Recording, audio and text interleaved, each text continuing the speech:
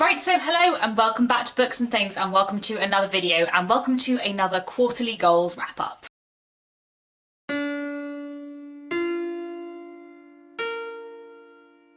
So I am running a little bit behind. This is my goals check-in for July, August and September. Obviously we are now past October, but I didn't want to put this video up in Victober because I was doing a lot of very Victorian content, so I thought I would put it up at the beginning of November instead. So if you are newer to this channel, you might not know that I have had several goals running through the course of 2019, and I have been doing little check-in videos every 3 months to talk about how I'm doing with all of them and to also show you my spreadsheet chart thing of goals that I have, which I'm finding really useful. So I will link down below my original goals video for 2019 and also the 2 check-ins I've done so far, and I will go through my goals. So my Goodreads goal for 2019 was originally to read 80 books, and then I upped it to 100. At the end of September I was up to 120 books on Goodreads. However, at the end of September I'd actually read 151 books in 2019.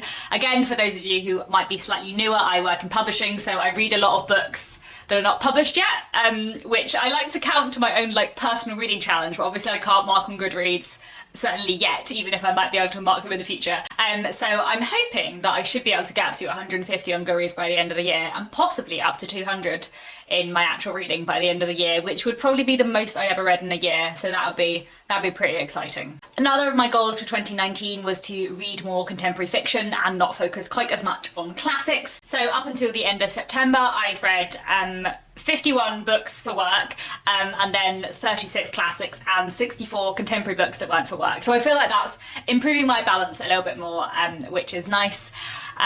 Although of course there is Victober, has been since then, which I read all classics for, so that will be a little bit different by the end of the year, but I feel like I want it to be 40-60 classics to contemporary, probably thereabouts, or a third classics to 2/3 contemporary, not including stuff for work. So I feel like I'm kind of at that level, which pleases me. That's good, that's what I planned for. On to my slightly less successful challenges. One thing I planned to do this year was this is my TBR jar, where I have been pulling books out every month and sometimes reading them and sometimes not reading them. So I did actually do better on this in July, August and September, because in August I did a kind of challenge to clear out my bookshelves and read quite a lot of books that had been on my bookshelves for a while that I wasn't super excited about. So I read 5 books from my TBR jar. I used that to help me pick them out. But apart from that, I haven't been doing so well, and I feel like this jar has not gone down much over the course of this year. So yeah, we'll see how I go in the last few months of 2019, and if not, I will just carry this on into 2020. I have also been attempting to do the standard booktube challenge of reading my own damn books and trying to get through more of the books on my shelves. I have mixed success about this, partly because I read so much for work, which is all digital, and I also listen to a lot of audiobooks. That means actually, although I read a lot of things, it takes me a bit longer to get through some of the books on my shelves, and I do also really like using the library, and sometimes feel like I should try and use it less and concentrate on the books that I do own, but then I also love libraries, so it's good to support them as well. So out of the 151 books I've read this year, 53 of them were books that I owned, which I feel is not too bad actually, a third. Considering another third of them are books that I read for work, that means there's only a third that are either library books or audiobooks or books I've borrowed, so I feel like that's not doing too badly at all. Another challenge I have been doing this year is the Reading Through the Ages challenge, hosted by Mel from Mel's Bookland Adventures and Victoria from E's Alexandra. I'll link their channels down below, and the idea of Reading Through the Ages is a historical fiction bingo card, and you tick off when you have read a book set in a particular time period. Now I have ticked off 11 on the chart. I don't have a complete line yet, but I'll see how I go. There are a couple of other books on my shelves that fit into these prompts that I'm hoping to read by the end of the year. To complete the line that I am nearest to completing, I need to read a book set in medieval China, so if anyone has any recommendations for that, then I might try and do that. I've been really enjoying doing this project, but I slightly fell off of it in July, August and September. Another of my challenges for this year was to read books by a few select authors. I will link the video I made last December down below that I just really wanted to read more books by. So I plan to read 12 books over the course of the year by these authors. I have now read 8, so I'm not too far behind. We'll see whether or not I manage to get up to full 12 authors read, as had been my plan. I hope I do, but we'll see how we go. And then finally, I have also been doing my Trollop project. So this project is something I've been doing over the whole course of the year, where I try and read a book every month by Anthony Trollope, who's one of my favourite Victorian writers. He wrote 47 books, so I thought in order to get through a little more of them, I would set myself a challenge this year and read a Trollope book every month. So the only month I failed to read a Trollope book so far this year is actually July, because I was hosting my readathon Jane Austen July, which I host with Marissa from Blatantly Bookish, but I did read one in August and September, and actually the two Anthony Trollopes I read in August and September have been my favourite Anthony Trollopes that I've read this year, so that was quite exciting, because up until this point I've been having a lot of 4 stars and no 5 stars. So yeah, I finished off the Palliser series in August and September, reading The Prime Minister and The Duke's Children, and I loved both of them a lot.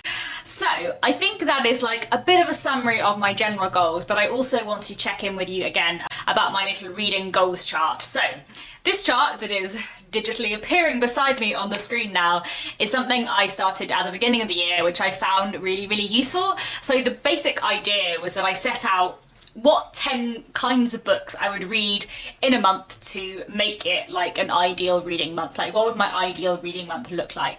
And I tick off as I go when I read a book that meets one of those prompts. I'm finding this quite useful and enjoyable. I am finding that as the year's gone on, I'm ticking off like less and less challenges, and I do think that I would like to do this again and have another little chart thing in 2020, but I think I'm gonna give myself like 6 prompts a month rather than 10, just because otherwise I end up just not getting to them. And obviously, because I was hosting a readathon in July, I knew that I wasn't going to end up ticking off like all of the rest of my challenges, because I was doing like a focus thing and reading mostly books around Jane Austen. But as you can see, I read a Trollope book in August and September, as I just mentioned, The Prime Minister and The Duke's Children, both of which I absolutely loved.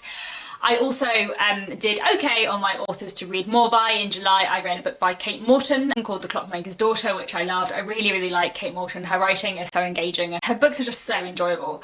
In August, I read Quartet in Autumn by Barbara Pym, who was another author I wanted to read more by, and I loved that a lot. I need to read more by Barbara Pym. I've read 2 books by her and I just think she's amazing. In July, August and September, I did not read anything from my Victorian long-term TBR. I mean, obviously I did in October. We're not talking about October today, but I read a lot in October, enough to make up for July, August and September, but I think just because I had a lot of other books on and because I knew I'd be reading a lot of Victorian literature in Victober, I didn't really manage to get to any between July and September, but that is not the end of the world. When it comes to my TBR jar pick, as you can see, I read 5 books from my TBR jar in August and 1 in September. This being because I did the like bookshelf clear out challenge in August, and I picked out a lot of things from my TBR jar, which I did find quite satisfying. It was nice to actually get through some books that have been on my shelf for a really long time. Quite a few of them did end up being like 3-star reads that I wasn't super excited about, but there was one in particular that was a real hidden gem that I absolutely loved, which was Random Acts of Senseless Violence by Jack Womack. This book is a fantastic sort of near future dystopian book about a young girl kind of coming of age and getting involved with various violent groups. It's absolutely fantastic. So yeah, that was a real highlight of my TBR jar in August, which is really exciting. One thing I have been pretty consistent about is buddy reads, and I have done a buddy read in July, August and September. I do think as well that I count read-alongs as buddy reads if I'm hosting them, which I know is not quite the same thing, but I've decided to count that because it's just like a giant big group buddy read. So I think the only thing I buddy read in September was A Bow in Black, which I hosted a read along of, so it wasn't exactly a buddy read, but like because I am talking to lots of people about it, and some people individually as well as like on a Goodreads group, I feel like that counts enough. It counts enough for me to tick it off and feel satisfied about it. In terms of review copies, I didn't read any in July, but then in August I read Pseudotooth by Verity Holloway and An American Decade by Richard Aronovich, and then in September I read this, which is God's Children by Mallory Roberts, which is one of my favourite books of this year so far. It was absolutely fantastic. This is a fictionalised account of a real person who was a nurse during the Victorian period and her expeditions around the world to try and find a cure for leprosy, and also about her romantic relationships with women and what happened when her sexuality became exposed. It is a fantastic book, so good. I would highly recommend this. Yeah, definitely real favourite of the year so far. Reading through the ages, as you can see, I have not done so well in the last 3 months. In fact, basically I did a lot of reading through the ages in the first 4 months of the year, and since then I have been neglecting it a little bit. But I did read Salt Creek by Lucy Trelaw for the Australia pre-1900 prompt, and I love this a lot. This is another fantastic piece of historical fiction that I've read this year. Really, really powerful, so well done, following a family growing up and trying to make a living in the Australian outback in the 19th century, and it's fantastic. Yeah, really, really recommend this. I've only read one Japanese novel in the last few months, which is a shame because I do really love Japanese fiction, so I need to get back into that more in the last few months of the year. And that was Tokyo Ueno Station, which I didn't actually especially love very much. I found it quite confusing, but there we go. In terms of backlist Zaffa books, if you don't know, I work at a company called Bonnier Books UK, and Zaffa is the imprint that I mostly work on. Obviously I'm constantly reading like frontlist stuff for work, but I also try and like read some backlist and catch up on some authors that I'm working on. So I think in August I read Villa of Secrets by Patricia Wilson, which is a really great escapist holiday read set in Greece, which I really enjoyed.